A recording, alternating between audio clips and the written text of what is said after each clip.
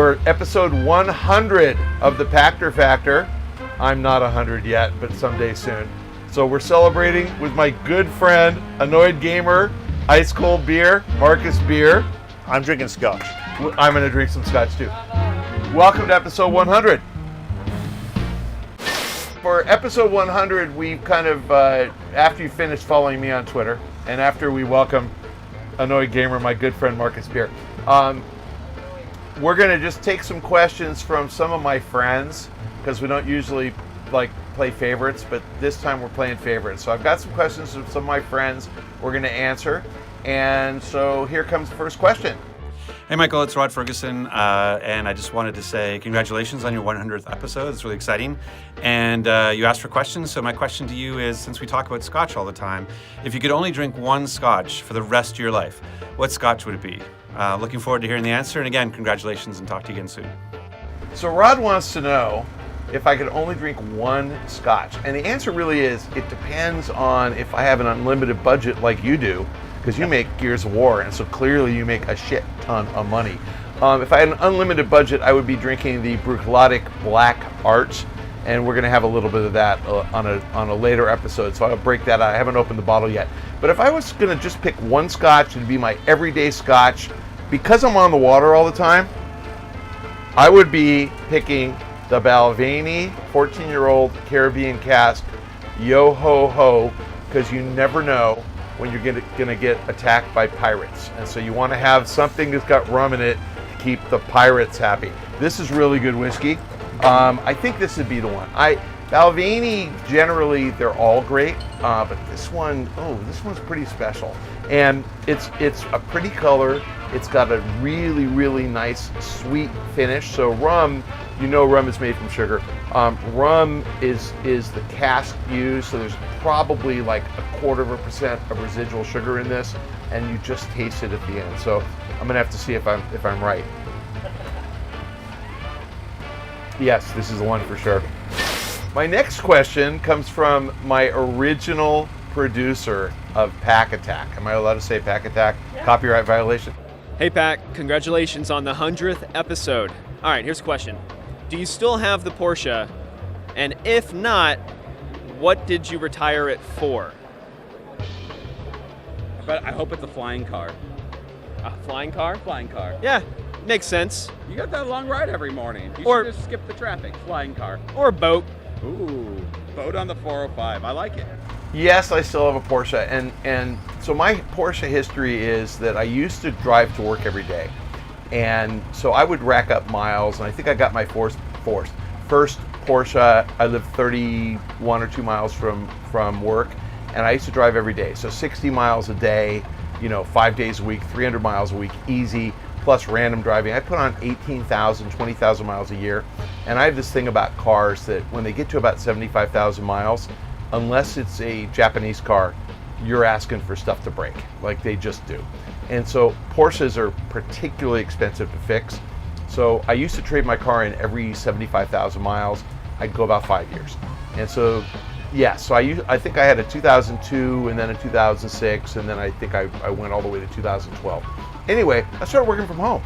And when I worked from home, my commute became zero. So my 2012 Porsche, which I've had since February of 12, so I've literally had it 6 years, has 21,000 miles on it. I'm not close to 75, and I don't think I'm trading it in. I think I'm gonna keep it. It's in the garage all the time. It looks brand new. I love it. So yes, still have one. No, not trading it in for a boat on the 405. We're gonna keep the Porsche, and we're gonna keep the Porsche going. So that's my story, and I'm sticking to it. Rohan, thank you for the question. My next question comes in absentia from Todd Howard, who's laying on a beach before crunch time on Elder Scrolls 6. You heard it here first. Of course, you heard it here first a year ago, and 2 years ago, and 3 years ago. Eventually, I'm going to be right. So Todd, I hope that you get back soon and get hard to work on Elder Scrolls 6 so we can have that this holiday. And then we can just replay this in 2019, 2020, and 2021 until it comes out. From Todd, if I had to give up wine or video games, which would win? Ooh. Also, what are your top underappreciated gems for each? That's a tough question. Keep rocking, your good friend Todd. I give up video games. Sorry. I like wine. I love wine. Yeah, I love wine. Wow, underappreciated gems. I think my favorite poor seller of all time in games was Psychonauts. I think I had more fun playing that game, and I think I and maybe 100 people bought it. It was like, what a great game that was. I have like this weird affinity for Tim Schafer, and I think it's because he's so weird. So he just makes games that resonate with me, and they're really, really, really super fun. Unfortunately, I can't think of a Todd Howard game that's underappreciated. So yes, Todd, that my favorite games of all time are all made by you. But underappreciated, I like the original Max Payne, and I don't think it sold that well. I liked the original Manhunt, which I don't think sold that well. Yeah, but that game was fun. It was hard and fun. Crackdown. Underappreciated gem for me, Crackdown. I didn't play it. Crackdown 3, I guess I'm going to play, but I didn't play it. When? Yeah, if it ever comes out. Yeah, but I've never played it. I haven't played a Crackdown, so I don't know. Crackdown 2 sucked ass. Yeah, Crackdown 1 was an underappreciated gem that I only bought because I wanted to get in one of the Halo betas, and I ended up playing that more than Halo. Yeah, see, I shouldn't. Then I will play that. I mean, again, like I'm most of the time when I play games, I play them because they're so popular, and I didn't get around to it, and I read so much about them that I'm like, oh, okay, like Red Dead Redemption, I did not play until 4 years later. Yeah. Because everybody's like, oh no, it's the best game of all time, you got to play it.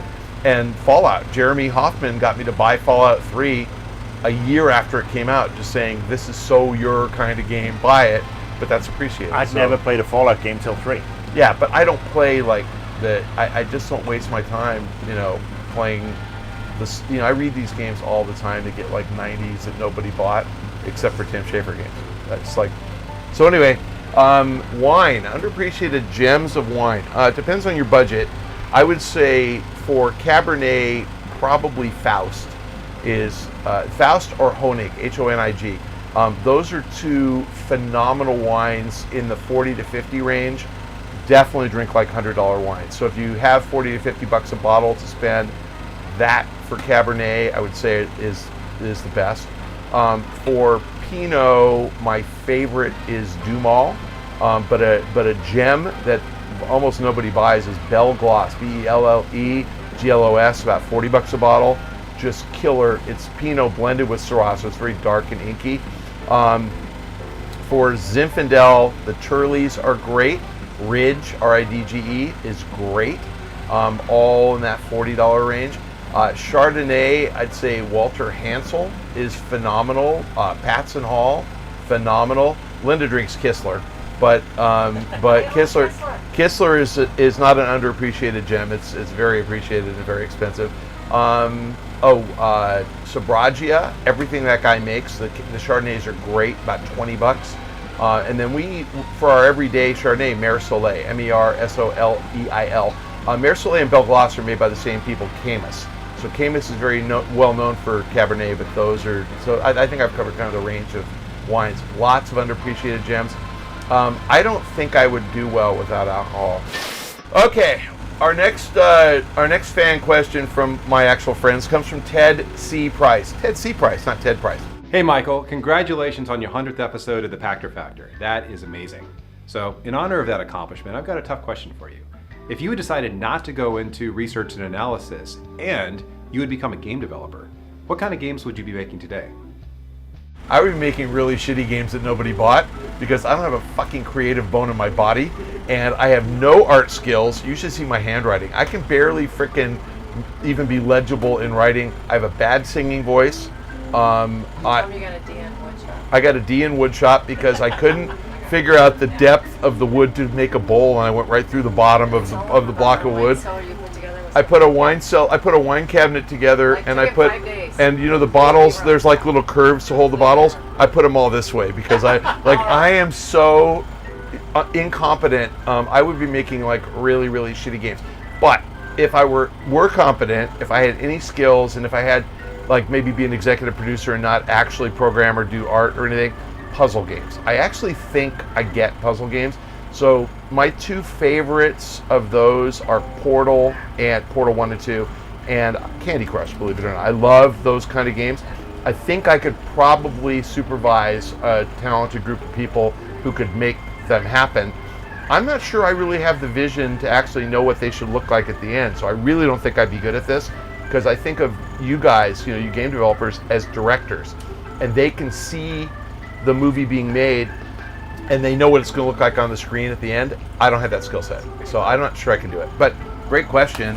Puzzle games are my favorite. So even like a game like God of War, I freaking hate anything that has a sword in it. I just don't want to slash anybody or an axe or whatever.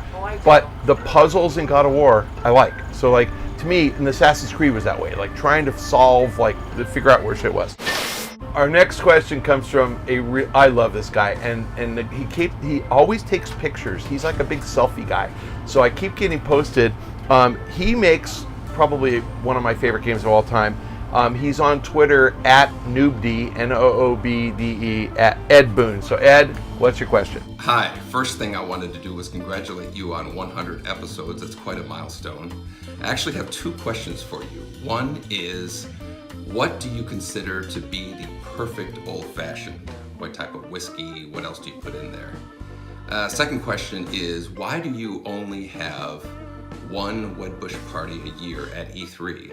Why not other shows like GDC or DICE? Again, congratulations on year 100. Okay, so Ed, perfect old-fashioned. The version of a mixed drink that includes scotch and has all that other crap in it is called a Rob Roy. I don't like them very much, just so you know. And literally last night I had a Manhattan made with scotch instead of bourbon. Apparently you can make an old-fashioned or a Manhattan or any of those drinks, and you can substitute any kind of whiskey. So most people make them with rye or bourbon. You can mix scotch.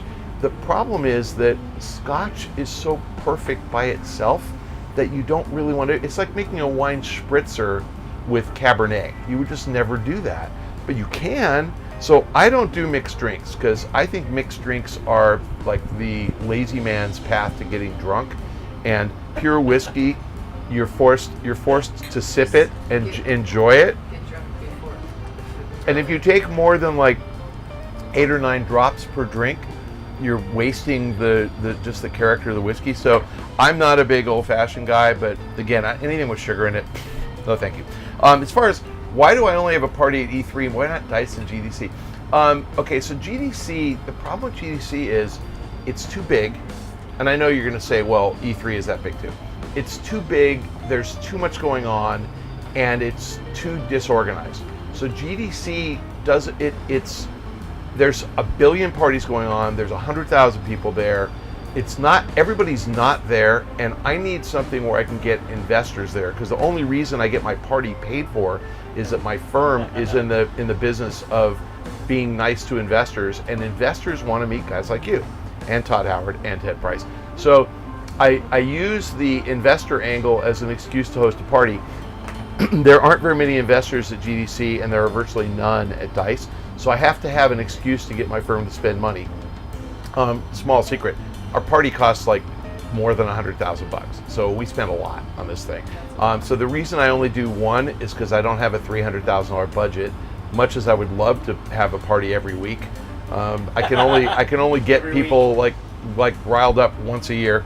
So that, and then also because E3 is my hometown.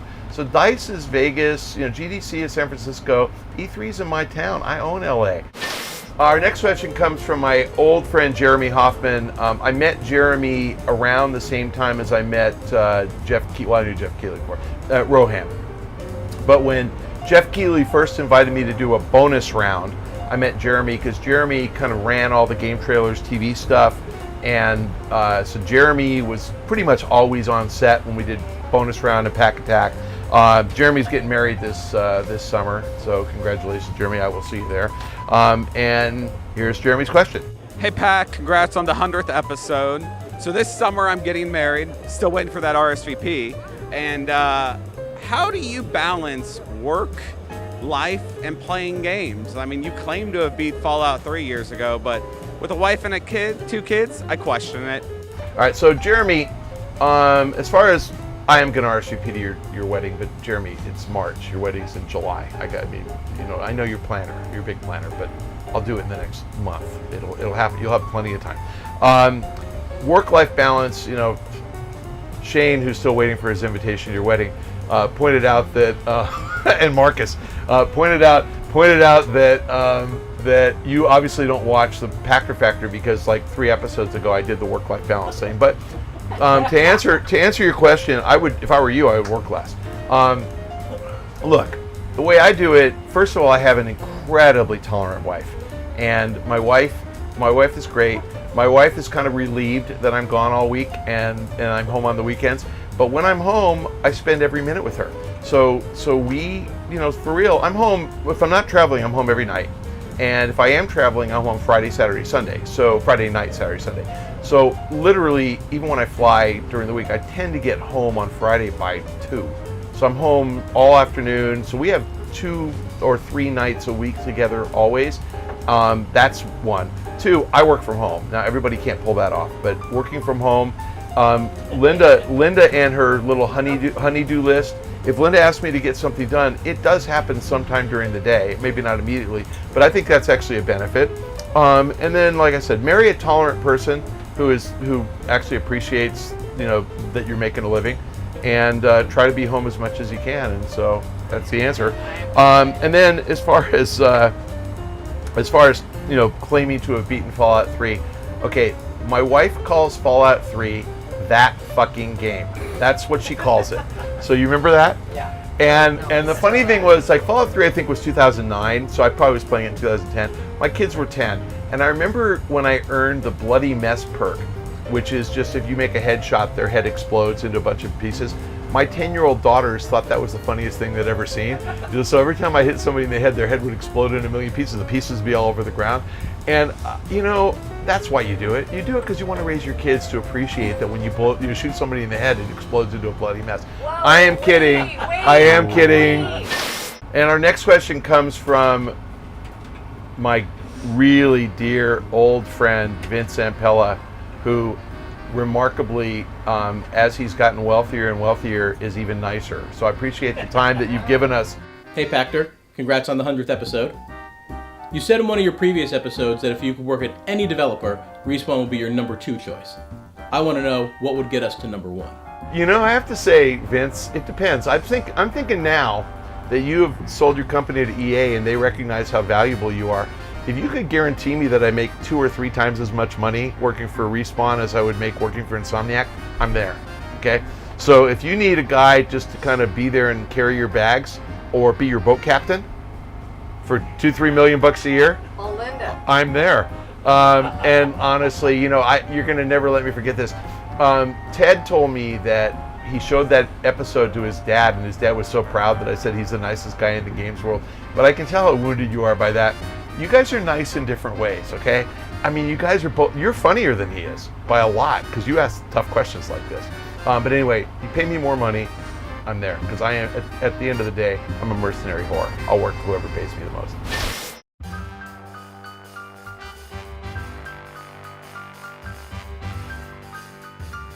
Hi, Michael Pachter. It's me, Jeff Keighley. Congratulations on 100 episodes. Can't believe it was like 12, 13 years ago when we first started the bonus round on game trailers. And Shane asked me to submit a question for you, so here's my question for you. In the past, you were very vocally against Satoru Iwata's leadership and his decisions at Nintendo. I miss him greatly, but I'm curious, now that the Switch has become the fastest selling game console in history, many people credit the vision for the Switch to Mr. Iwata. I gotta ask you, do you think you were wrong about Satoru Iwata? Yeah, I think, Jeff, that's a fair question. I think that I was right that Iwata was taking the company in the wrong direction throughout the Wii U years, and I guess a lot of people forget that the Wii came out in 2006 and the Switch came out in 2017. So in the 11-year period between the launch of the Wii and the launch of the Switch, Nintendo saw its fortunes rise for 3 or 4 years and then fade for 4 years. And my criticism of Iwata was right smack in the middle of that 4-year decline. I think that the Wii U was a terrible device, and I think Nintendo will acknowledge that. I think that Nintendo's mobile strategy was and is flawed. and destined not to work until they change it. So under Iwata, the strategy was just completely wrong. So do I regret saying that he was a terrible manager and made bad decisions in the 2010 to 14 timeframe? No. I regret saying anything about a guy who isn't around to defend himself, and I feel horrible that he died. I think back when he was alive, he understood the criticism and was a very competent, intelligent professional, and is in public figure and expects criticism, and I think he dealt with it very well. But no, if I had known he was going to die, I would never say anything bad about anybody that I knew was going to die. So, no, I didn't know he was going to die, and with him gone, I will never say another critical thing about him. Your question though about Switch is great, and so, I mean, did I say Iwata's an idiot when the Switch was out? No. Was I skeptical about the Switch when I first saw it and it looked like a game controller with a screen on it? You remember the first pictures of that? That seemed totally lame to me. But what it is, which turned into a game controller with a screen on it, what it is essentially a really great tablet that doubles and syncs with the television. It's a great device. I had no idea what it was till I first saw it, and I don't think I first saw it till a month or so before it came out, like everybody else. And I think he was gone, right? He died in 16, I'm pretty sure. So yes. I think a better question is, if I had 20/20 hindsight and I knew what the Switch was going to be, would I have been as openly critical of him? And the answer is, in 2010 to 2014, probably yes. If I had known about the Switch in 14 and 15, I probably would have said, wow, this looks like it can work. This is a pretty good device and it's pretty brilliant. On balance, the guy brought a lot more wealth to Nintendo than he destroyed. So he did a good job on balance. I just expect guys at that level to execute flawlessly all the time. He never executed well on mobile. I think he missed badly with the Wii U, and I think he has a giant success in the Switch. So, 2 out of 3 bad in the last 11 years. The Wii was great. 2 out of 4 bad, 2 out of 4 great. That's a mixed record. So, again, I regret saying anything bad about anybody who's dead. I haven't since he died, and I won't. But if you're asking me if my beliefs changed from what they were in 2010, I feel the same way. I thought when he got up at GDC and told game developers, you're wasting your time working on mobile games, that was laughable. He's wrong. Just because somebody's passed away doesn't mean you hash over their mistakes. And Michael is actually being very generous here. If you look at the last couple of years of the Wii, which was initially a huge success and innovative and a lot of fun, the last 2, 3, 4 years of the Wii's life, it was shit shovelware across the board. Third parties had abandoned it because Nintendo had draconian and outdated third-party support protocols. So nobody was going to support them. Nintendo was the only company who was supporting the Wii with one game every year if you were lucky. And then we went into the shit show that was the Wii U, which, let's face it, was an expensive fucking disaster. And both of those dropped firmly at Iwata's door. Now, what he did, by turning Nintendo around and pushing them in the direction of the Switch, great. I own a Switch. I bought a Switch. Who knows? Hell's frozen over. I actually like something by Nintendo. Hurrah! And I really do want to finish up on the Switch. Where I've been more surprised is not the device, because I think from the instant I saw the device, I could tell that it was fun and would work. It's the software, and as Marcus said, we had pretty crappy software support from third parties and first party for the last 2 years, and Wii U had almost no software support. But look at the Switch. Zelda's a launch title. Mario is a 6 months in, first year title. Smash Brothers is a year and a half in. That's phenomenal support. Excuse me. And then games like Splatoon, really good. So. You also have Skyrim, you have Doom, you have so third FIFA, party, you have Madden. And then third party, you ended up getting ports of probably the best games of the last generation. So, Doom, Elder Scrolls, Skyrim, really, really great. And you're getting a bunch of independent titles, as I think they call them Nindies, but Stardew Valley, Golf Story are super fun. So the thing I think that's impressive, and I would give Iwata the bulk of the credit here, obviously. The team that remains after his death are executing phenomenally well, but somebody had a plan for amazing software support at launch for this device, and they've kept it going strong. So again, if he were alive and I were saying, what do you think of him now? That's pretty much what you asked. Right now, I think he's doing a great job. In 2010 through 14, I thought he was doing a bad job. So, I said it at the time. Right now, I think that if he were still alive, he'd be doing a good job. But do I regret it? No, he made mistakes back then, and I called him out on it. So, fellow babies, thank you for joining us for episode 100. 100, that's crazy, huh? You don't look a day over 49. 100. I am a day over 49. For episode 100, here's to enjoying. Cheers. And here's to good health. Yes. Here's to enjoying pirate whiskey, and this is the only one I could come up with. We could just drink rum, but you got to have Scotch whiskey when you're on a boat. And again, appreciate your support for the last 100 episodes. If you are watching on Patreon or on SIFTD, and you're a Patreon patron, we really appreciate the support. If you can, sign up, support Shane on Patreon. He'd appreciate it. SIFTD has a lot more than Pachter Factor.